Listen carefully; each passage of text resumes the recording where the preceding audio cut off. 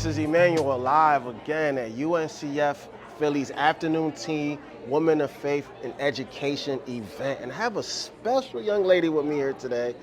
Um, she is an honorary Woman of the Hour. Why don't you introduce yourself to everyone, let everyone know your name and what it is that you do. Hi, my name is Leslie Patterson Tyler, and I am honored to be here at the UNCF Women of Faith Tea. I currently serve as the Vice President of Program Communications and Partnerships for the Philadelphia Orchestra and Ensemble Arts Philly. I am the previous First Lady of Mother Bethel AME Church. My husband, Reverend Mark Kelly Tyler, PhD, is now the historiographer for the global AME Church. And so people jokingly say that I'm the First Lady of History. I don't know. And what school did you go to? I went to Xavier University in Cincinnati, Ohio. Okay. And what was your major? My major was radio, TV, and film, broadcast journalism. All right. And what made you choose that major? I did the morning announcements when I was in high school, so I always knew I wanted to be a journalist. I also wrote for the high school newspaper. And while I was in college, I interned for radio stations and television stations. And so I was just super excited to major in that, to learn all that I could so that I could apply book knowledge to practical knowledge. Advice for a student trying to pursue your path for career. Okay, I would tell them not to do it. Just kidding. No, for students interested in pursuing a career in journalism or related field, I would recommend that they go the entrepreneurial route at this juncture. The media landscape has changed so much and it's so competitive. Fewer people are watching traditional news on TV or reading newspapers, and everything's digital. So immerse yourself in digital technology. Learn how to edit, shoot, and interview, and do all of the things yourself, similar to what you all are doing right now. Yeah. And then become an entrepreneur storyteller on your own, and then develop followers on social media. That's awesome, and you are being honored today. How does it feel? And congratulations. So a part of my job at the Kimmel Center for the Performing Arts is to shine the spotlight on others. So I am extremely uncomfortable today because I'm not used to having the spotlight on me. And so what I did today, which is similar to what people did for me for previous Women of Faith Tea, they invited me when I was new to Philadelphia. I invited new First Ladies, new ministers who are here in Philadelphia who've never been to this event. Wow. So just to kind of expose them to this unique sisterhood that is the Women of Faith in Philadelphia, with they're joined together by their combined passion for making a difference and wanting to raise money for the United Negro College Fund. So today I'm using my opportunity in the spotlight to shine the spotlight on some new people who can continue to carry the torch that we've been carrying for years and generations. Wow. And just let's talk a little bit more, like your introduction to the UNCF Philly. How did you get connected with UNCF Philly? Was it through this being honored in this way? So my husband was the pastor at Mother Bethel AME Church. And at that time, they reached out to me. It was Ellen Jo Waller from Enon Tabernacle Baptist Church and Sister Pamela Moore. They reached out to me and they invited me to the Women of Faith Tea. They invited me to participate in the annual fundraiser. Fortunately for me, all of the women at Mother Bethel rallied around and they raised money. They helped me raise money in the congregation and we were able to participate. We did this for several years. And wow. From then, the First Episcopal District of the AME Church, under the leadership of then Reverend Dr. Jessica Kendall Ingram, she doubled down on our contributions to UNCF, and she made it more of a thing for the Women's Missionary Society.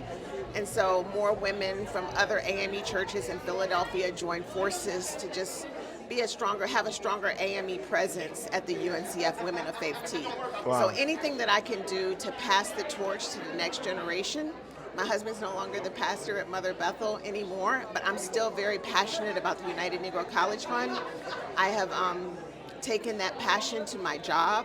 And as a result, the Philadelphia Orchestra and Ensemble Arts Philly has been a partner of the United Negro College Fund for 3 years. Wow. We also donated $100,000 to create an endowed scholarship for the United Negro College Fund, and it's going to benefit students in the Philadelphia area who want to pursue arts education or a career as an arts administrator.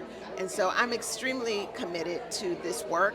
And so I just really, really appreciate the work of the UNCF and Richard Snow and his entire team. And it's just an honor to be honored. But really, we all need to be concerned about the next generation and passing the torch. Amen. Amen. So we did a little bit of research on you. You're gonna ask you two of those questions, and then Okay. and then we done. All right, you ready? You spent your career using storytelling to uplift faith, education, and community. Why do you believe it's so important for young people, especially from underrepresented communities, to see themselves reflected in leadership and legacy? I think that every time you turn on the television, you see or pick up a newspaper, you see negative images, particularly of African Americans. I believe just yesterday there was a shooting at a rec center where 4 students were shot. And so I think in order to change the image that, is constantly being forced down our throats in the media, we need to look for stories that actually uplift our community, that paint us in a positive light, that show all of the wonderful things that we're doing in the community, because everything that happens in the Black community is not bad. We do have people who are making a difference. We do have people who are making an impact. And I think that it's our job as journalists, as storytellers, to find those unique storytelling opportunities and amplify them so that we can make a difference and the general public can see us in a different light. Amazing. Today's recognition celebrates your incredible work in faith, media, and storytelling. What does it mean to be honored by a community so deeply rooted in purpose?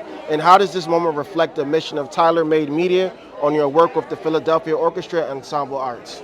So early on in my journalism career, I was always driven by my passion and my desire to make a difference in the community. So as I mentioned previously, I'm always looking for those positive stories in the community. I was the one at the newsroom editorial meetings telling the producers and the news directors that we needed to amplify more stories about African Americans and the people in the Black community who are doing great things, and not just rely on the if it bleeds, it leads, the police blotter that frequently came to our newsroom all the time. We're more than mugshots. We're more than shootings. We're more than who died at 8 a.m. We have stories, and we have a rich tapestry of storytelling within our community, and it's up to journalists, working journalists who are paid to find these stories. Get up from your desk and go out and find those stories. And so I believe that being honored today just gives me an opportunity to highlight that we always have to be concerned about the next generation. And so the United Negro College Fund is an opportunity for us to plant seeds in the community here where we live and work, and so that the next generation is inspired. They're inspired to go to school. They don't have to worry about the money to pay for school, and that they can go and really make a difference in their own lives as they develop. I have two daughters who are, one graduated from an HBCU and the other one is currently at an HBCU. And unlike their friends, they're extremely privileged, so they're able to pay for their education. They receive scholarships. And had it not been for those scholarships, they might not, it might not have been as easy for them. But they have a lot of friends who did not go to college. And so as a result, it's up to all of us here in the community to sow seeds so that people don't have to worry about money. All students need to worry about is their books and their studies and getting good grades. And money just creates a barrier, and we could be missing out on the next Mae Jemison, We can be like planting seeds now for the next generation of people who are going to make a difference in the community. So give to the United Negro College Fund. That is amazing. Last 2 questions, quick fire, and we letting you off the hook. All right. Question number 1, what was your favorite college memory? My favorite college moment was probably pledging Alpha Kappa Alpha Sorority Incorporated. At that time, I was a 3rd generation member of Alpha Kappa Alpha Sorority Incorporated, and it allowed me the opportunity to continue the legacy that was created by my mother and my grandmother. And I was able to join a sisterhood, a global sisterhood of people who are also concerned about making a difference. Okay. And last thing.